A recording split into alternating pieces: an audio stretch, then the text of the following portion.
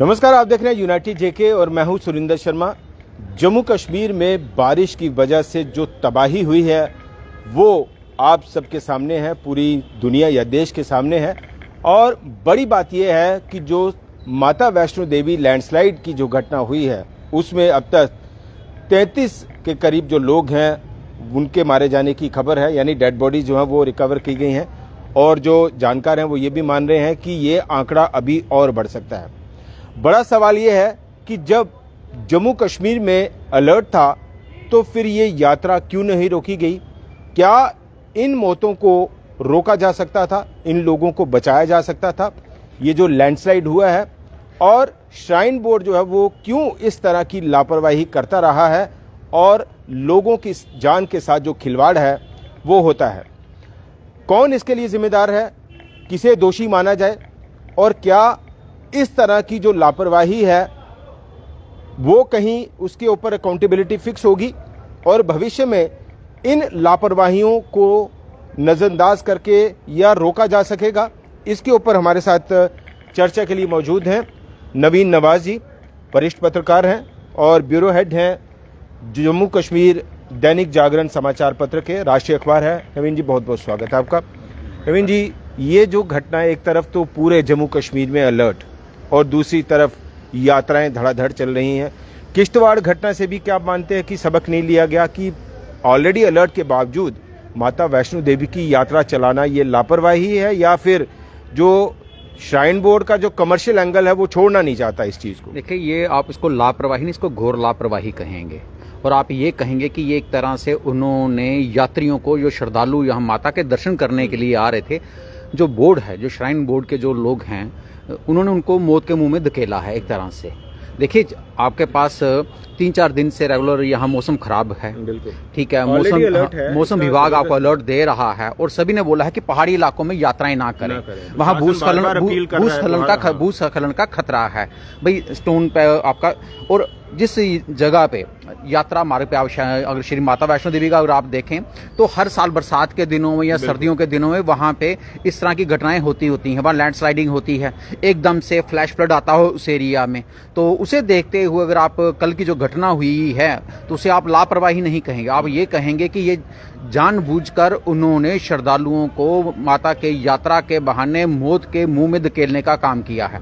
जो भी वहाँ लोग जिम्मेदार हैं, इसके जो भी लोग वहाँ पे इसके जिम्मेदार हैं, उनके खिलाफ कार्रवाई होनी चाहिए। क्या आपको लगता है नवीन जी कार्रवाई होगी, अकाउंटेबिलिटी होगी, और सिर्फ इसके लिए किसी एक छोटे मोटे अधिकारी को जो है वो आप पकड़ लेंगे और उसके ऊपर जो है वो ये उसमें नहीं, मुझे नहीं लगता कार्रवाई होगी, क्योंकि वो बोलेंगे कि ये मौसम का रहा है, तो बंद होनी चाहिए, वो फैसला तो श्राइन बोर्ड को ही लेना था। हाँ, तो अब वो क्यों नहीं लिया गया है, वो किसके ऊपर गाज गिरती है, वो उसी पे देखा जाएगा।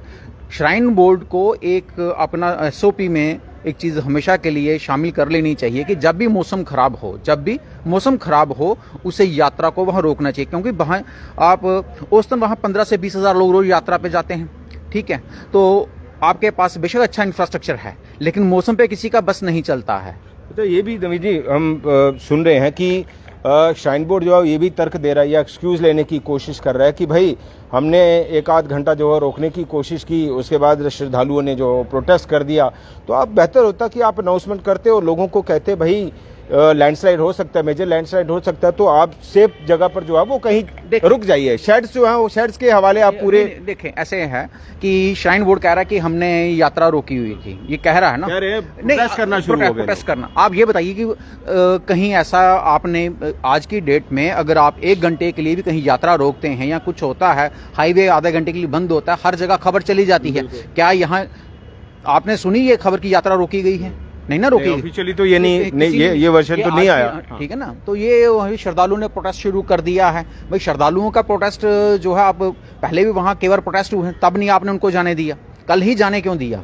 और वो भी जब मौसम खराब में, अलर्ट में, बारिश के बीच, ठीक है ना। आपको नीचे से ही रोक लेनी चाहिए यात्रा।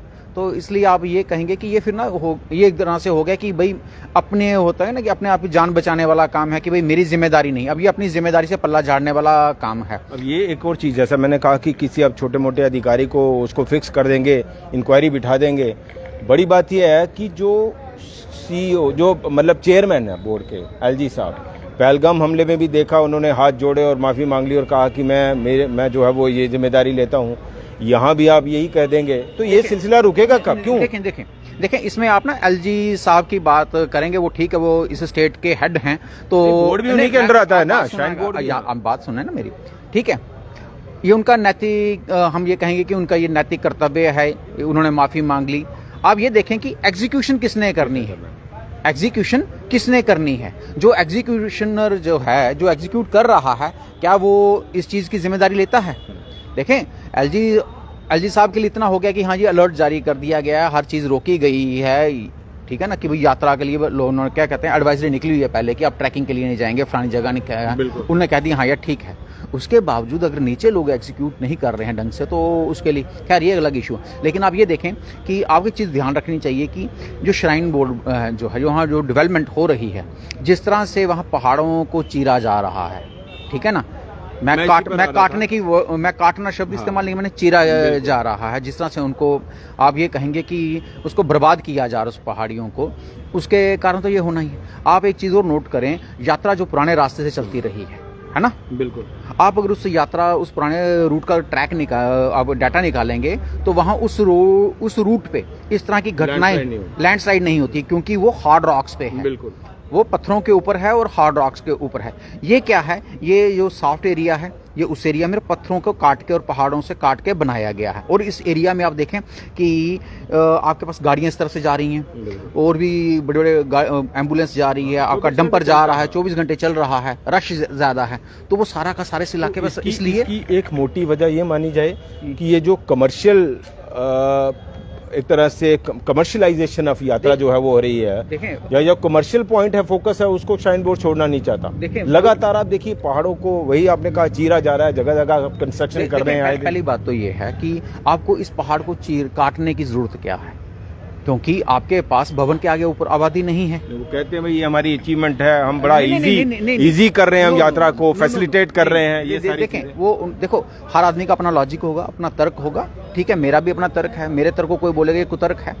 लेकिन ये है कि आप जब वहां पे अब आपने रोवे बना रहे हैं, रोवे बनाने के लिए आपको पहाड़ कम काटना पड़ेगा, ठीक है ना, प्लास्टिंग करनी पड़ेगी, नहीं सारी चीजें उसकी नहीं बना, तो आपने सड़क बनाने के बजाय वो जो किया है उससे पहले आप रोवे बना लेते, ठीक है। आप ये देखें कि क्या जो आप फिजिबिलिटी रिपोर्ट तैयार करते हैं और भी जो चीजें आप जो देखते हैं, आप उसको उसमें ये जो चीजें हैं, जो लैंडस्लाइडिंग का होगी, यहाँ रश कितना होगा, आप उन चीजों को इग्नोर क्यों करते हैं? आप क्लियरेंस लेनी पड़ती है, नहीं आपके पास क्लियरेंस आ जाएगी, भाई मैं मशीनरी में बैठा हूँ, सिस्टम है, मैं क्लियरेंस फटाफट ले आऊंगा, ठीक है ना, इंजीनियर भी आएगा। आप ये देखिए कि आपके यहाँ के पुल बनते हैं तो हम उनके देखते नहीं, वही इसका हम कहते हैं कि लैंड की स्ट्रेंथ क्या है, तो रिपोर्ट कैसे बनती है, और फटाफट हो जाती है, वो कोई दिक्कत नहीं।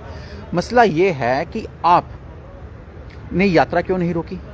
दूसरी बात ये है कि आप जो वहाँ का एरिया है जहाँ आपको जरूरत नहीं है पहाड़ काटनी, आपने वहाँ भी सिर्फ ये वही वाली बात है लोगों के हमने जिस सुविधा के लिए सड़क बना दी है, ठीक है, लेकिन बिल्डिंग बना रहे हैं, तो आप उस पैसे को आगे पीछे कटरा के लिए डेवलप करें, ठीक है। कटरा में लोगों को बेसिक, आज भी कटरा के लोगों को पानी नहीं मिलता है प्रॉपर, आप भी देखेंगे वहाँ टैंकरों के से होटलों को पानी सप्लाई हो रहा है, तो आप उसका वहाँ का इंफ्रास्ट्रक्चर उस तरह से रेज करो, ठीक है ना, जो बेहतर लगे। आप यात्रा को यात्रा की तरह रखो, यात्रा को तीर्थ यात्रा रखो। देखिए पहले ये तीर्थ यात्रा थी, प्राकृतिक जो उसका महत्व है ना, उसके मुझे लगता है उसके हिसाब से ही आप चीजों को चलने दे तो बेहतर है। अब देखिए आप अमरनाथ में भी अब जो है वो सड़कों का जाल बिछाने की बातें कर रहे हैं, यहाँ पे माता वैष्णो देवी में भी कंस्ट्रक्शन जो है, तो यात्रा की जो सेंटिटी है उसको अगर उसी रूप में रहने दिया जाए तो मुझे लगता है बहुत हद तक। देखो मैं सीधी बात ये कहूँगा, एक तो आपको प्रकृति से खिलवाड़ नहीं करना चाहिए, विकास के नाम पे प्रकृति से खिलवाड़ मत करिए आप, ठीक है, क्योंकि अगर हम अपने घर की, हमारी भी कोई 2 फुट जगह ले तो हम उसका गला काटने पहुंच जाते हैं, तो भाई हम किसी नदी नाले की जगह ले रहे हैं, किसी पेड़ की जगह ले रहे हैं, किसी पहाड़ की जगह ले रहे हैं, तो वो तो कभी ना कभी आएगा ना वापस लेने के लिए। तो यही हो रहा है, इसलिए कि आप विकास के लिए प्रकृति से खिलवाड़ मत करिए। जी अभी बड़ी बात यह है कि क्या इसको कोई ऑन करेगा, इसकी जिम्मेदारी कोई लेगा, या जिम्मेदारी लेने वाले पर कोई जो है वो एक्शन होगा? आखिर इसका दोषी कौन है, ये बड़ा सवाल है ना। देखें इसका दोषी, देखें मैं लेमैन हूं, आप किसी को भी जाके पूछेंगे ना, वो कहेंगे सरकार जिम्मेवार है, किसी को भी कहेंगे वो सरकार जिम्मेवार है, वो क्या कहेंगे श्राइन बोर्ड जिम्मेवार है, आप किसी को भी बोलेंगे। और मैंने आपको पहले क्या कहा कि जब मौसम खराब है, आपके पास अलर्ट है, किश्तवाड़ आपके पास हो चुका है, और इस यात्रा मार्ग पर हर साल बारिश के दौरान आपने भी देखा वीडियो फुटेज आती है और पानी ऐसे फ्लैश फ्लड चल रहा है, साल से तो लगातार हो रहा है। तो भाई आपको ये करना चाहिए था। तो इसका मतलब वहाँ जो मौके पे जो अधिकारी हैं, या तो वो या फिर उनका जो सीनियर जो बैठा है, ठीक है, उनकी कहीं ना कहीं ये लापरवाही है। चलिए, बहुत बहुत शुक्रिया नवीन जी। तो ये साफ तौर पर कहा जा सकता है कि एक तो कमर्शियल फोकस को श्राइन बोर्ड जो है वो छोड़ता नहीं, जो अलर्ट दिया गया था। और जम्मू कश्मीर में पिछले 2-3 दिनों से खास तौर पर, और लगातार जो है वो 2 दिन से ये खबर चल रही थी कि अगले 40 घंटे या अगले 50 घंटे जो है जम्मू कश्मीर के लिए बड़ी दिक्कत परेशानी वाले होंगे। और अलर्ट के बावजूद जो है वो श्राइन बोर्ड यात्रा रोकता नहीं, ये एक सेफ पैसेज लेने की कोशिश करता है कि भाई देखिए हमने तो रोका लेकिन लोगों ने हो हल्ला कर दिया। लेकिन कहीं ना कहीं ये जवाबदेही और ये जिम्मेदारी जो है वो श्राइन बोर्ड की है कि इतने भारी अलर्ट के बावजूद, और बार बार प्रशासन जो है वो कह रहा है कि पहाड़ी इलाकों की तरफ मत जाइए, नदी नालों की तरफ मत जाइए, लेकिन उसके बावजूद जो श्राइन बोर्ड है वो इस यात्रा को कंटिन्यू रखता है और लोगों की जान के साथ खिलवाड़ करते हुए 33 से ज़्यादा लोगों की जो है वो मौत हो जाती है। ये आंकड़ा अभी बढ़ सकता है।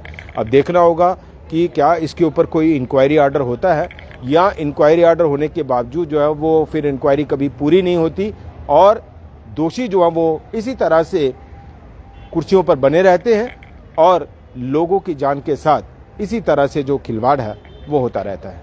फिलहाल इतना ही।